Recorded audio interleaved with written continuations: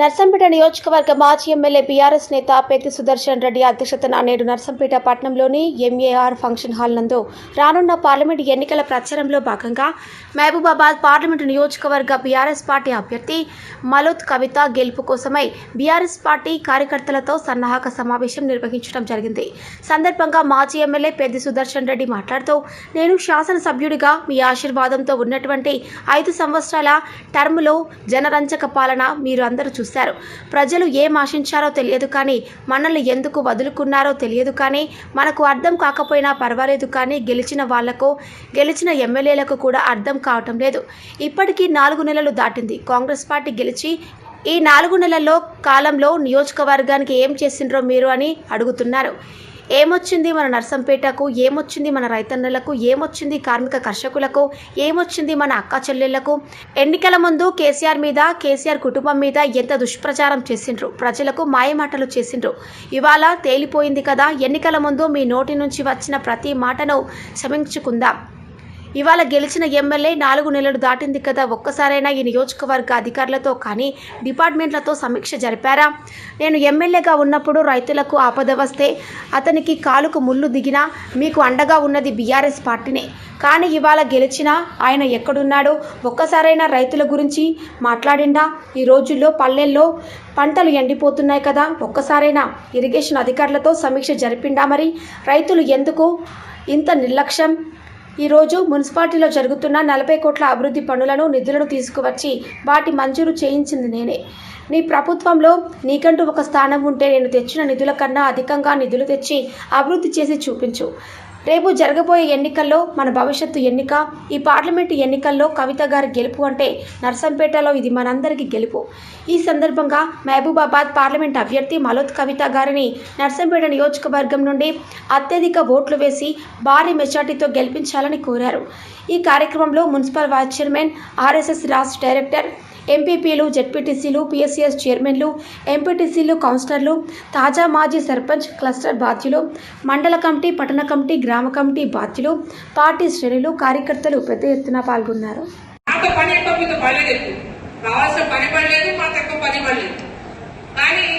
ఇప్పుడు నేను అందరినీ చేతి జోడ్చి పెట్టుకుంటే మిమ్మల్ని కాపాడుకోవాలన్నా ఏదైతే ప్రజలకు మార్పు అన్నారు కదా మన ఎలక్షన్స్ లో మార్పు అన్నారు. అంటే వాస్తవం నర్సంపేటలో పెద్ద మాటలు మొన్న 3 మండలాలు తిన్నాం. పొద్దున ఒక మండలం అయింది, ఇది కూడా.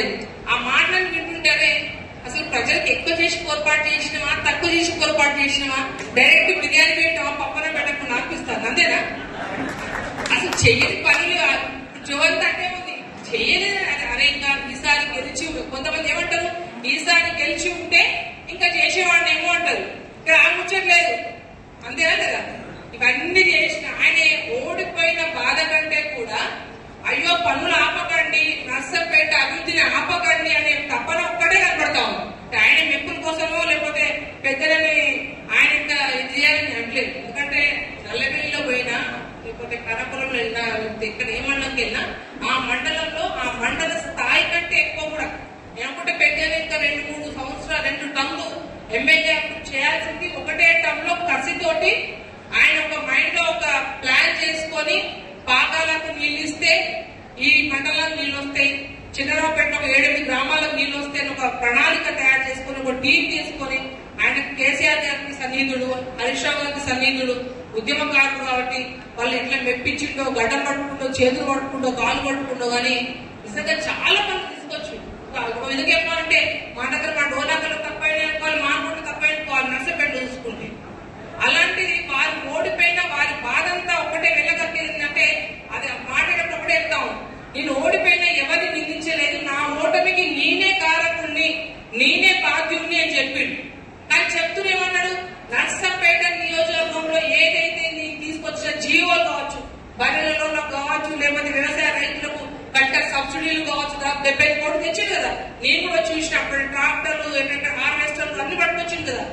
బర్రెల స్కీమ్ తీసుకొచ్చినప్పుడు వచ్చిన ఆ స్కీమ్లు కావచ్చు, ప్రతి తండాకు రోడ్లు కావచ్చు, బ్రిడ్జిలు కావచ్చు, ఏదైనా ఆ పనులు ఆపకుండా ప్రజల పక్షాన ఉండి నర్సంపేట అభివృద్ధికి ఎక్కడ అడ్డుకట్ట వేయద్దు అని ఒకటే తపన పెద్దలో కనపడతాము. నిజంగా ఇటువంటి నాయకుడు కూడా మన అదృష్టంగా భావించాలి.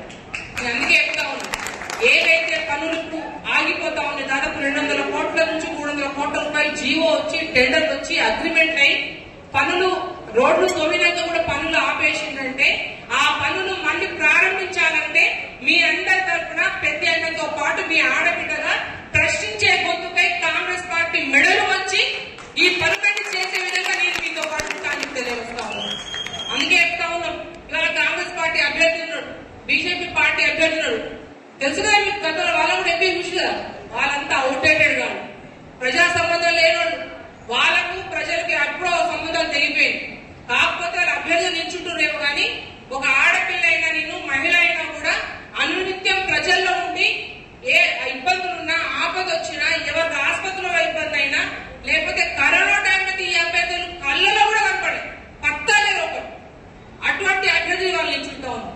నేను అందుకే అడుగుతా ఉన్నా మీ ఆడబిడ్డగా, ఏదైతే మొన్న మార్పు అని మన ప్రజలు ఏవైతే మార్పు అని మా ఆడబిడ్డలైతే అత్తకేమో పెన్షన్ తెలుస్తుందని ఓట్లేసి ఓడలేమనుకుంది 2008 వస్తుంది. ఇక ఆడపిల్లలు ఏమనుకున్నారు, పాపం కేసీఆర్ సార్ మంచోడే, పెద్ద అయితే ఎమ్మెల్యే క్యాంప్ ఆఫీస్ లో పిలిచి భోజనాలు పెట్టి చెప్పులు వస్తానన్నాడు, మంచోడలే పెద్ద ఏం చూస్తాడు ఓటెత్తాడు ఏడిపోతాడు ఏందని చెప్పి తులం బంగారం కోసం ఓటాడు గుర్తుని వచ్చి మన పక్కన ఇచ్చింది. వాస్తవా కదా? అంటే అటువంటి బలం లేదు. అందుకే నేను చెప్తా ఉన్నా, కాంగ్రెస్ పార్టీ కేసీఆర్ సార్ ఇచ్చినటువంటి రైతు బంధు యథావిధి కూడా పెంచుడు దేవుడు పెంచినట్టుందా? అందుకే వాళ్ళతో తరం కాదనే ఇంతకుముందు డిసెంబర్ 9 అన్నారు రేవంత్ రెడ్డి గారు, ప్రభుత్వం రావాలి కాబట్టి అన్ని లంగా ముచ్చట్లు చెప్పిండు. కానీ మొన్న మానకోటకు వచ్చి ఏం చెప్పిండు, రాముల వారి సాక్షి గట ఆగస్టు 15 గట ఇవి ఇస్తాడ. అయ్యేనా పోనీ ఓకే, ఆగస్టు 15 అనుకుందాం. ఏ ఆగస్టు 15 ఇస్తావు? ఈ ఏడు ఇస్తావా, వచ్చే ఏడు ఇస్తావా, ఇంకొచ్చే ఏడు ఇస్తావా? ఏంటి అంతేనా కదా? అంటే ఆగస్టు 15 ఒక డేట్ మాత్రమే. ఈ ఆగస్టు 15 వదిలిపెడతారు. ఆ ఆగస్టు 15 చెప్పడానికి కారణం కూడా లోకల్ బాడీ ఎలక్షన్ దృష్టిలో పెట్టుకొని ఇప్పుడు ఎంపీ ఎలక్షన్లు గడవాలి.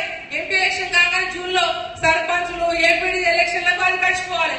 ఇంకా జనాలు అమ్మాయికులు అనుకుంటారు, కానీ జనాలంతా పిచ్చోళ్ళు కాదు.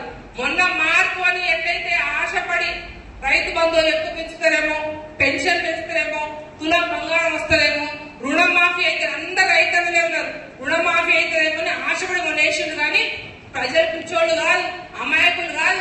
ఈసారి పార్లమెంట్ ఎలక్షన్స్ లో ఖచ్చితంగా బీఆర్ఎస్ పార్టీ అభ్యర్థులందరినీ, దాంతో పాటు మీ ఆడపడైన నన్ను కూడా గెలిపించి వాళ్ళకి చెప్పబెట్టి వేస్తారు.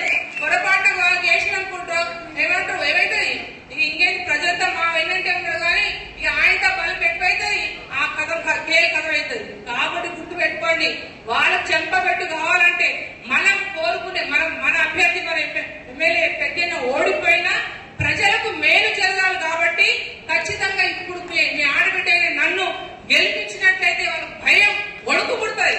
ఒక నన్నే కాదు, ఇంకా నేను ఇంతకుముందు పొద్దున నర్సంపేట మీటింగ్ లో మాట్లాడుతుంటే కేసీఆర్ సార్ ఫోన్ చేసి సార్ అక్కడ చెప్పిండు, మనం ఖచ్చితంగా 11 సీట్లు గెలుస్తున్నాం, అందులో మాల్కోట ఖచ్చితంగా ఉంది, మన వాళ్ళకి ఈ మాట చెప్పడానికి సార్ చెప్పిండు. అయితే అనండి విద్యాసాగర్ డాక్టర్ నర్సంపేట టౌన్ లో ఆయన మాట్లాడుతుంటే ఫోన్ వచ్చింది, 11 సీట్లు వస్తాయి ఖచ్చితంగా, మాల్కోట అందులో ఉంది, గట్టిగా కష్టపడండి అంటే పెద్ద నా పక్కన ఉంటే పెద్ద కూడా గట్టిగా చెప్పు అని అన్నది కేసీఆర్ సార్ చెప్పిండు. అందుకే మీరు అధైర్యపడకండి, చిన్న చిన్న కార్యకర్తలు పొరపచ్చాలన్నా మీరు పెద్ద మనసు చేసుకోండి. ఏ పని ఉన్నా ఏ ఇబ్బంది ఉన్నా పెద్దతో పాటు నేను ఖచ్చితంగా మీకు అందుబాటులో ఉండి అన్ని రకాలుగా పని చేస్తానని మనస్ఫూర్తి కోరుతా ఉన్నా. మీరు గ్రామాల్లో వెళ్ళినప్పుడు ఒకటే అడగండి, ఒకవేళ 2 లక్షల రుణమాఫీ అయితే కాంగ్రెస్ ఏం చెప్పండి, 2 లక్షల రుణమాఫీ కాకుంటే తులం బంగారం వస్తే రాకుంటే సిగ్గర్పియాల అధికార పార్టీ నుండి మండల పార్టీ పోయి నిన్నదాకా ఎమ్మెల్యే ఉన్నటువంటి వ్యక్తి మీద పోలీస్ స్టేషన్ లో పిటిషన్ ఇస్తాం. Common sense. దాన్ని ఏమంటారు?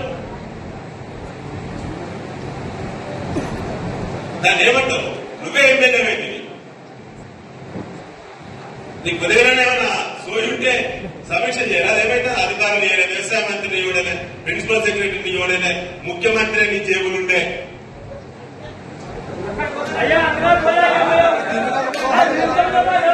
ముఖ్యమంత్రి జేబులుండే. చిల్లర మాటలు మాట్లాడద్దు. అభివృద్ధిని అభివృద్ధిగా చూడాలి, రాజకీయాన్ని రాజకీయంగా చూద్దాం. కానీ ప్రతిదానికి మనం సబ్జెక్ట్ మీద మాట్లాడతాం, ఎవడో ఏదో మాట్లాడతాం. ఎంత చిన్నదండి ఇది, మన సమాజానికి మన ప్రాంతానికి ఎంత నష్టం. అసలు నర్సంపేట నియోజకవర్గ ఆయన ఎమ్మెల్యే, ఆయన ముఖ్యమంత్రి అవుతాడు, పార్లమెంట్ మీటింగ్ ఆయన మీటింగ్. చిత్రం ఇదే రాజకీయం. మరి మన 6 గ్యారెంటీలకు బాధ్యపడు. ఆయన ముఖ్యమంత్రికి నీ మొక్కలు చూడడు, నీ మీద పోయాడు, నువ్వు ఆయన నువ్వు. మరి 6 గ్యారెంటీలను నమ్మి ఓట్లేసిన నర్సంపేట అమాయక ప్రజలకు బాధ్యుడెవరు? ఎవరు బాధ్యులు? వాళ్ళని తెచ్చిన మెడికల్ కాలేజ్ బాధ్యులు, వాళ్ళని తెచ్చిన horticulture research station state institute తెచ్చిన దాని బాధ్యులు ఎవరు? వాళ్ళని మండలంలో గురుకులం ఇచ్చిన శాశ్వత బిల్డింగ్ ల్యాండ్ ఇచ్చిన మన బాబునగర్ గురుకులం కట్టాలి, బాధ్యత ఎవరు? అదే రైతులు ఎంత అరిగోసండి. మనం పోదాం పెంకాల్సిన తప్పే ఉండవు. కాస్త మీకు ఫ్రీడమ్ ఇస్తే మీరు ఎట్లా మాట్లాడుకుంటూ నాకు అంత అవగాహన లేకుండా నేనేం లేదు. అట్లని చెప్పి నాకు సమాచారం లేకుండా నేను అసలుకే లేదు. దాన్ని జరగాల్సిన పద్ధతిలో, జరగాల్సిన టైంలో, జరగాల్సిన నిర్ణయాలు జరిగే పద్ధతిలో తప్పకుండా జరుగుతాయి. దేనికైనా ఒక్కొక్క టైం వస్తుంది. కానీ నేనేం చెప్పదలుచుకున్నా అంటే, నా కోసం పనిచేసిన మిత్రులు మీ మధ్య పడినంత మాత్రాన మీరు ఓడుగోలు కై కొట్టుకుంటే ఏమవుతుందంటే, ఇక చివరి స్టేజ్ దగ్గర నాకు కూడా కై వస్తుంది, నా అడుగు దూరం పడుతుంది. ఉడుగునగా నేను కై కొడితే చాలా దూరం జరుగుతుంది. దయచేసి నేను అందరికీ విజ్ఞప్తి చేస్తున్నాను, మంచి సమన్వయంతో బ్రహ్మాండంగా చంద్రబాబు మండలంలో మనందరం మీరందరూ పనిచేయగలిగితే ఇలా మనకు సానుభూతులు. ఇవాళ చంద్రబాబు మండలంలో ఎవరో చేయలేని పనులు మీ బిడ్డగా, మీ ప్రతినిధిగా, మీ తమ్ముడిగా, మీ అన్నగా నేను చేసిన, కేసీఆర్ గారి నాయకత్వంలో చేసిన వేదిక పైన నాయకులు అడిగితే తిరుపతి తెలుసు అన్ని నిధుల మంజూరు ఎట్లుంటది, ఎన్ని బాధలు ఉంటాయి. ఆఫీసులలో తిరుగుతుంటే ఎమ్మెల్యే అనే పదవి పక్కన పెట్టి మామూలు కార్యకర్తల యొక్క ఫైళ్లు పట్టుకుని సెక్రటరియట్ లో తిరుగుతుంటే, నాకు తెలిసి నా అంత సెక్రటరియట్ లో తిరిగిన ఎమ్మెల్యే పోయిన టర్మ్ లో ఏ ఎమ్మెల్యే కూడా లేడు. నాకు అటెండర్ కానించి మొదలుకుంటే ఉన్నతాధికారి దాకా సత్సంబంధాలు పెట్టుకొని, మాట మర్యాద జరుపుకొని, మన మండలానికి ఏం కావాలి, ఏ తండకి ఏం కావాలి, ఏ పల్లెకి ఏం కావాలి, ఏ అన్నకు తమ్ముడికి అక్కకు చెల్లెకి ఏం కావాలి, ఉన్న పథకాలు ముందే ఎట్లా రావాలి, మనకి లేని పథకాలు కూడా ప్లాన్ చేసుకుని, ఈ రాష్ట్రం ఉంటుంది, రాష్ట్ర ప్రభుత్వం ఉంటుంది, ముఖ్యమంత్రి గారు ఉంటారు, కేబినెట్ ఉంటుంది, అన్ని ఉన్నా ఎక్కడ లేని పథకాలు కేవలం నర్సంపేట రైతుల కోసమే, చంద్రబాబుపేట రైతుల కోసం కూడా నేను పథకాలు తీసుకొచ్చినట్టు మీ బిడ్డ. ఇలా మనం ఎక్కడ తప్పు చేయలేదు, లంగపా చేయలేదు. ఎవరో చూసేగాళ్ళు ఒకరిద్దరు సోషల్ మీడియాలో పెడతారు. నేనంటాను, మా నాయకుడే దిగుతాడు, ఓట్లు వేయించుకొని గెలిచినని చెప్పేటువంటి ఎమ్మెల్యే ఏం చేస్తుండ్రు? మాట్లాడగా తమ్ముంటే మూడో పథకాలలో అవినీతి అంటాడు, మూడో రోడ్లు ఆపమంటాడు. సిగ్గు అనిపిస్తలేదా? రోడ్లన్నీ తవ్విపెట్టిళ్ళు, తెచ్చిన రోడ్లన్నీ టెండర్లైన అగ్రిమెంట్లై ఆపమంటారు. ఇలా మీ మండలంలో ఇవాళ అడుగుతున్న పత్రికా సోదరుల సాక్షిగా నిజాలు రాయండి. మీ మండలంలో నేను ఎమ్మెల్యే ఉన్నప్పుడు ఎన్ని రోడ్ల నిర్మాణం, ఎన్ని సెంటర్లలో ఏకకాలంలో పనుల నిర్మాణం కొనసాగేది, ఎన్ని జేసీబీలు ఎట్ ఏ టైం లైవ్ లో ఉండేది. ఇవాళ కొత్త ఆయన వచ్చిన తర్వాత మీ మండలంలో ఒక్క రోడ్డు నిర్మాణం పనైనా ఎక్కడన్నా అయితందా ఒక్కసారి ఆలోచన చేయాలని చెప్పి నేను అడుగుతా ఉన్నాం. ఎక్కడన్నా అయితేనే పనులు? ఊరికి ₹1,00,00,000 50 లక్షల పని అయింది. మిగతా పనులు చేయాలి. ఊరికి డాంబర్ రోడ్ అయితే మెటల్ పోసిండు, మిగతా రోడ్డు పూర్తి చేయాలి. మెటల్ రోడ్ అయితే ఎర్త్ వర్క్ చేసిండు, మెటల్ నిర్మాణం చేయాలి. ఈ చంద్రబాబు బ్రిడ్జిలు మంజూరు ఇచ్చిన సిగ్గు అనిపించలేదు కాంగ్రెస్ పార్టీలకు. ఇచ్చేది లేని కాంగ్రెస్ పార్టీల్లో మరొకసారి విమర్శించాలంటే జాగ్రత్తగా ఉండాలి. నన్ను ఎమ్మెల్యేగా చూసిన తర్వాత 5 ఏళ్ల బట్టి కొద్దిగా కూలుగా ఎవరేమన్నా పట్టించుకోడు, ఎవరినేం అనడు. అదే ఎమ్మెల్యే పదవి అధికార పార్టీ బాధ్యులు పాలకులుగా మన నియోజకవర్గ ప్రజలందరికీ సంబంధించిన ప్రతినిధిగా ధర్మాన్ని పాటించిన కాబట్టి నేను ఎవరినే అనలే. నన్ను అవమానపరచడం కూడా ఏమనలే. ఇక నూపుటామా బిడ్డ 20 కోట్లు నా రక్తాన్ని నీళ్లు చేసి 20 కోట్లు తెచ్చిన చంద్రబాబు కాపాల వాక్ మీద పిలిచి ఏ ముఖ పెట్టుకుని ఎంపీ ఓట్లు కాంగ్రెస్ పార్టీకి నీ మండలంలో నీ మండలంలో గులాబీ పార్టీ జెండా పట్టుకున్న కార్యకర్తలు తప్ప చంద్రబాబుపేట మండలంలో కాంగ్రెస్ పార్టీకి ఓట్లు అడిగే హక్కు లేదు. ఇది ప్రజాస్వామ్యం. పని చేసినోనికే కూలియాలి, పని చేసినోనికే పని చేయడానికి కూలికి ఏమైతే వాడు తిన్నా మరుగుతాడు, అంతేనా? గౌరవం అంటాడు. తులపోతే కట్టేసిన కథ అవుతుంది. దయచేసి మిత్రులారా, నేను ఒకటే ఫైనల్ గా నా రిజల్ట్ గురించి నేను మర్చిపోయినా. ఇప్పుడు కేశవరెడ్డి గారు మాట్లాడుతుంటే అవునా పాపేపేట మేయర్ వచ్చిందట అని నేను అంటాను ఎంపీ గారు. నా ప్రామిస్ అసలు ఎక్కడ ఎంత వచ్చినాయి అనే ఓటరు వివరాలు కూడా, ఓట్ల వివరాలు కూడా నేను చూడలేదు. నమ్ముతారా? ఏ ఊళ్ళో ఎన్ని ఓట్లు వచ్చినాయి అనేది కూడా నేను చూడలే. చూస్తే అదేమైంది బ్రెయిన్ మీద పడుతుంది.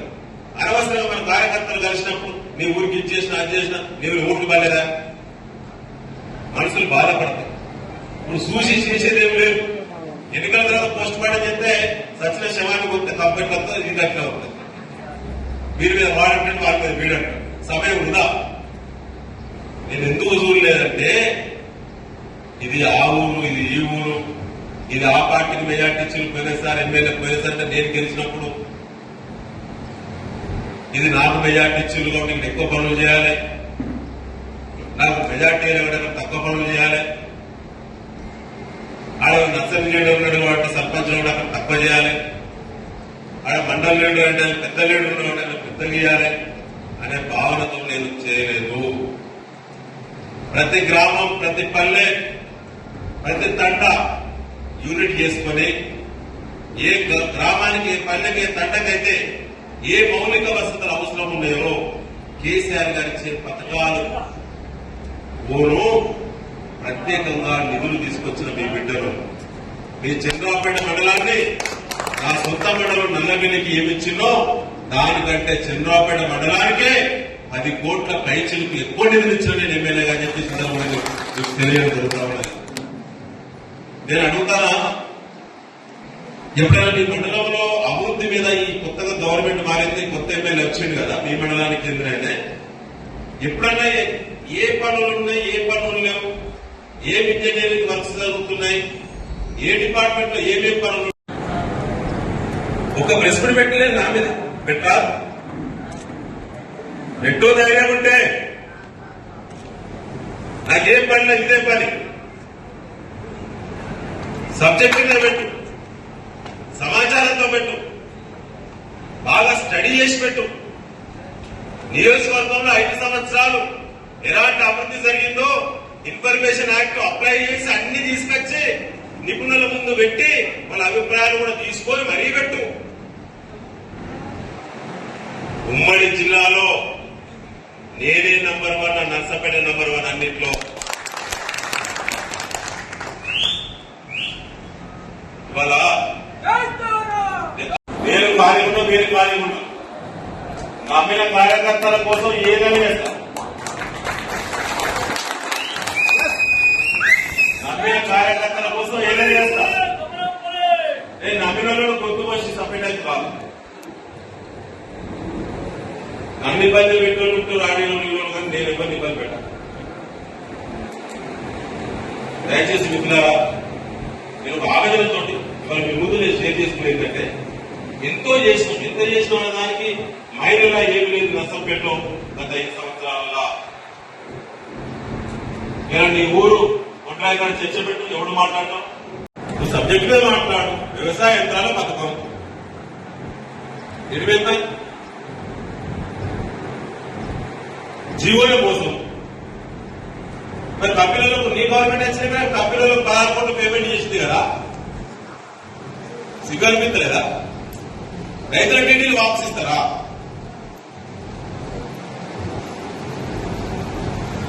ఇంత డబ్బు వృధా చేస్తావు. నీ పార్టీలో పంచుకో, ఎందుకు వృధా చేస్తున్నావు అనవసరంగా? ఈ టైంలో 100 కోట్ల రూపాయలు నర్సంపేటకు వచ్చిన నిధులను ఏ ఉద్దేశంతో, ఎక్కడి పనులు అక్కడ ఆగినాయి, ఎక్కడి పథకాలు అక్కడ ఆగినాయి,